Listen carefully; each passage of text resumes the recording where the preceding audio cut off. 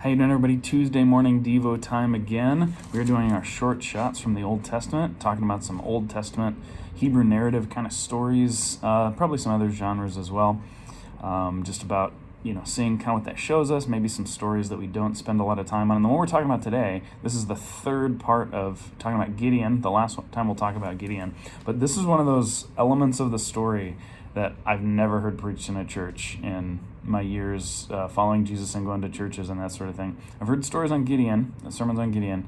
I've heard, the whole, what we talked about last time with the 300, the tens of thousands of soldiers kind of being reduced down to 300. I've heard about the fleece and all that kind of stuff that we talked about first. But this third part of the story of Gideon, I've never heard preached in a church. But it probably has been somewhere, but I've just never encountered it. Suffice it to say, it doesn't get brought up much. So the end of Gideon's life, chapter 8, Judges chapter 8, the end of Gideon's life.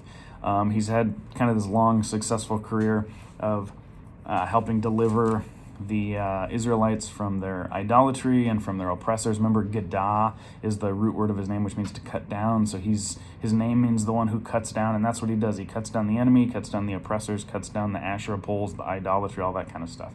End of his life, they come to him. Judges 8, verse 22.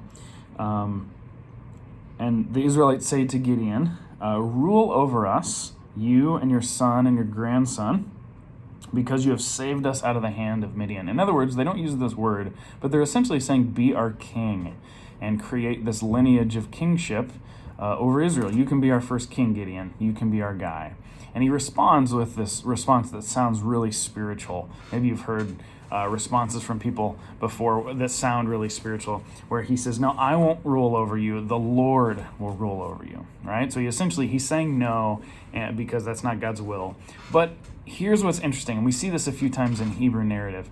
The Hebrew people are master storytellers. They're so good at crafting a narrative, of course, inspired, by God, all that kind of stuff too. But there's just this there's the text, and then there's the subtext. There's what the characters and the narrator and the story say, and then there's what's happening below the surface, okay? So they say, Gideon, we want you to be our king, so to speak, our ruler, wants you to rule over us. And he says, no, the Lord will rule over you. But then he comes up and he says, but I do have one request.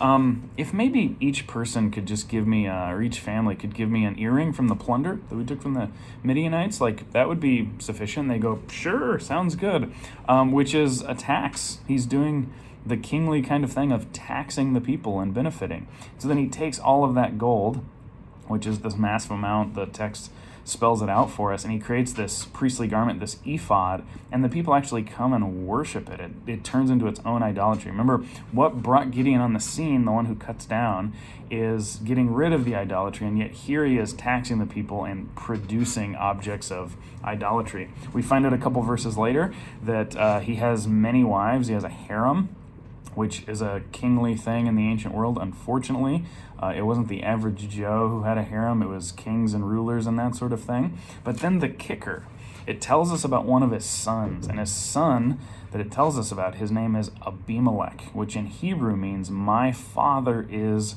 king.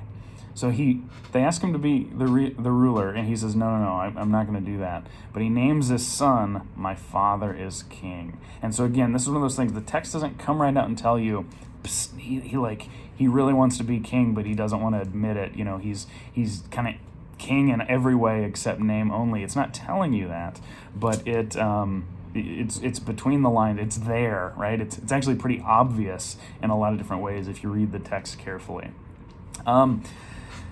Remember how Gideon started as the most humble person in his family, the least of his family, the least of his tribe, the lowest family in his tribe. He's the least likely candidate to be this hero, and God comes up and uses him. And here by the end of the story arc, he's essentially taking this role of king that the text is kind of suggesting he shouldn't really do, but he's kind of doing it anyway. He's kind of saying one thing and doing the other. And so kind of like some of the other judges, this is a tragic storyline, It starts out somebody really humble, and maybe the success the success changes them.